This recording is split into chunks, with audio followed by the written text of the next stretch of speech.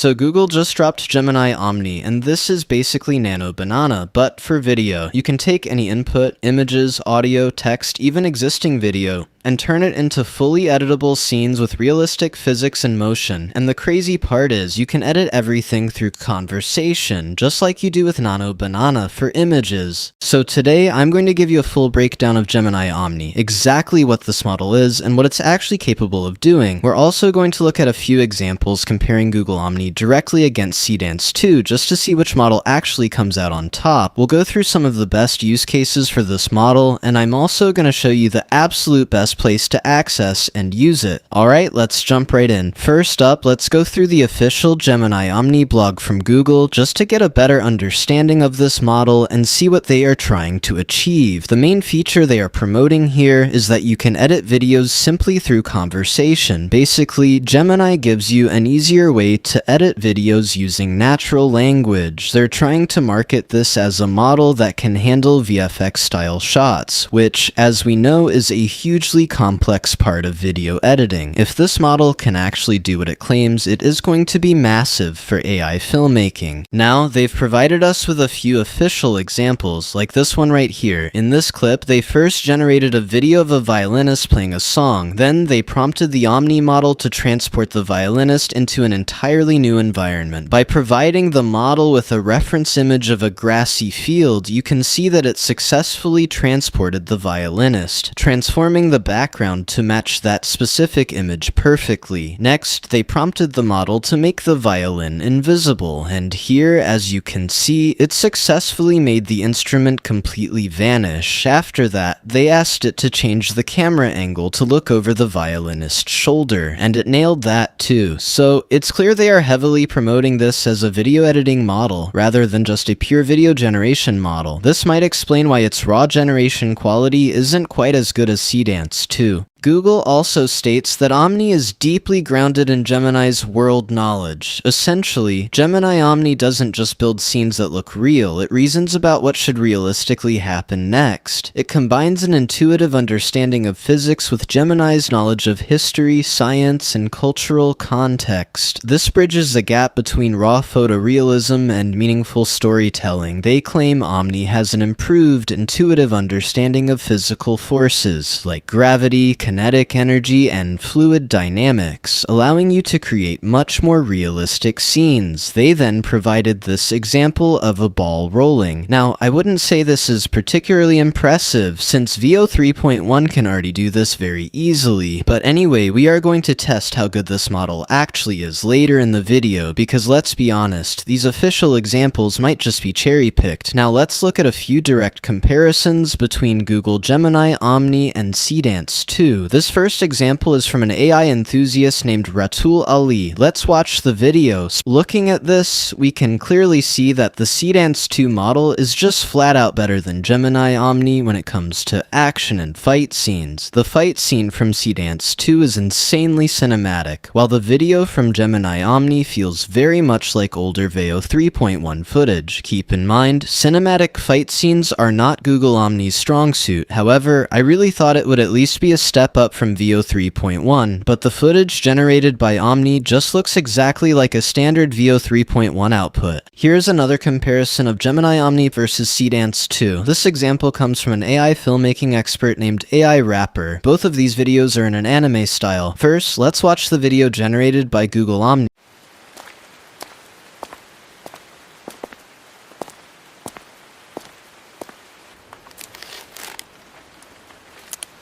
After watching that, you can clearly see that it's just not very cinematic, and the physical movement isn't natural at all. In the Google blog, they promised that the physics would be great, but even in a stylized anime format, the character's movement feels completely stiff. Now let's look at the video generated by Seedance 2.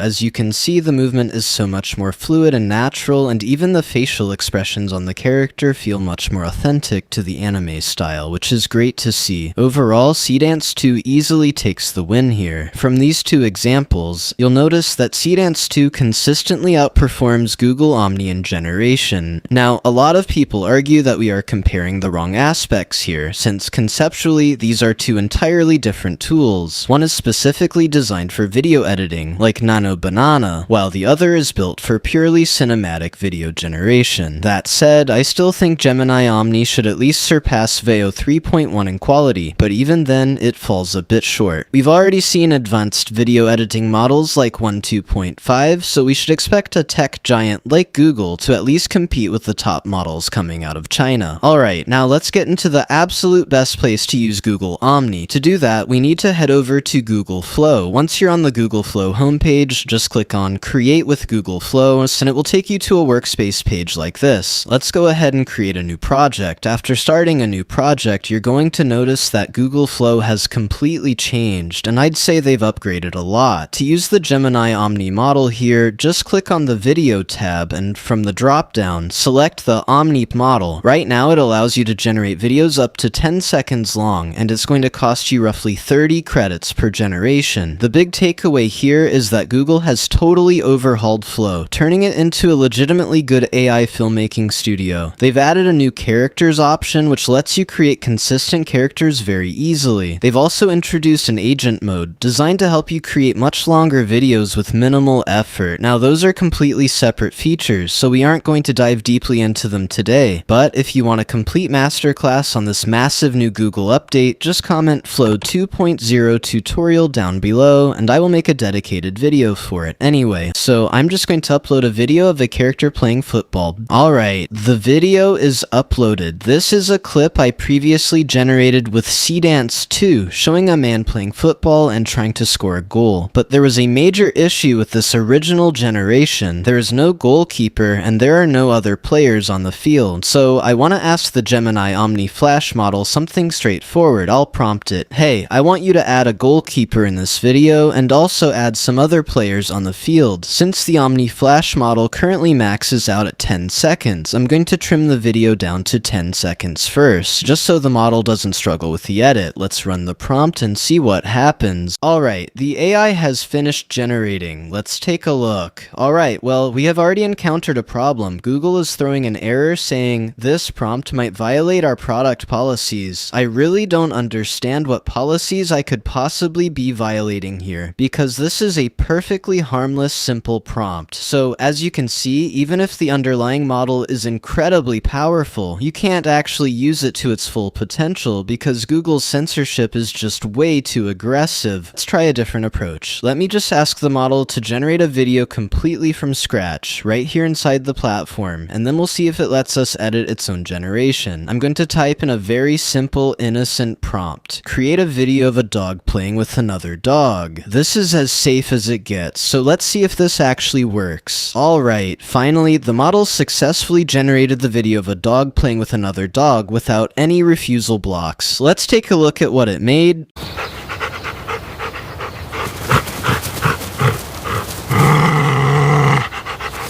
As you can see, the movements are actually pretty natural and quite good. It's definitely not on the elite level of Seedance 2, but the upside is that Gemini Omni Flash is significantly cheaper to use and much faster at generating. So for simple, everyday generations like this, there is a massive upside. Now that we have a successful generation, let's test the model's editing ability. I'm going to ask it to change one of the dogs into a cat. That's the only change. Just swap one dog for a cat within this specific video. Let's run the prompt, wait for it to process, and see what happens. Alright, the AI model successfully swapped the dog for a cat. Let's watch the playback. If you look carefully, you will see that sometimes the cat does not mirror the movement of the previous dog that we replaced it with, but most of the times it perfectly mirrors the movement of the dog, so we have to say that the Gemini Omni Flash model works pretty well in terms of video editing. That brings us back to the main problem, Google's overwhelming censorship censorship. It censors you even when you're uploading completely AI-generated content, though there should be absolutely no ethical or policy issues with editing them, yet Google still block them. Setting the safety filters aside, the Omni Flash model itself is very fast, and structurally it's a really nice piece of tech. I originally thought we would get to see Veo 4 at this year's Google I/O, but it seems like Google is pushing that release back. For now, the heavy-handed censorship is a huge roadblock for Omni Flash, especially since most creators are going to use this specifically to edit footage they've generated elsewhere, or even actual real-world footage. So, that wraps up my brief review of Gemini Omni Flash. Anyway, thanks so much for watching, and I'll see you in the next one.